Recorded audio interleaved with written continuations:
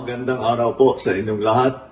Ito ay isa pang report na aking ibibigay tungkol sa mga investigasyon at kaso sa mga questionable flood control project na ating nakita. May babalita ko po sa inyo na ang passport po ni Saldico ay kanselado na. Kaya in-instructionan ko na ang Department of Foreign Affairs, pati ang PNP, na makipag-ugnayan sa ating mga embassy sa iba't ibang bansa para tiyakin na hindi maaring magtago itong ating hinahabol na magtago doon sa kanilang bansa. At kung sakali ay siya'y pupunta ron, ay i-report sa atin para naman ay maibalik natin siya dito sa Pilipinas. Kaugnay naman kay Sara Diskaya, sumuko naman siya kahapon sa NBI at nasa kustodya na siya ng NBI.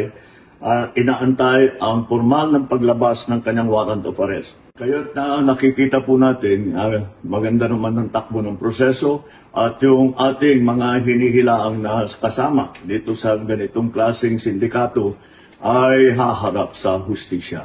Asahan po ninyo na patuloy pa rin ang ating investigasyon, patuloy pa rin ang ating pagpila ng mga kaso upang tiyakin na ang mga guilty dito sa ganitong klaseng iskandalo ay haharap sa batas at bukod dyan ay maibalik ang ninakaw na pera sa taong bayan.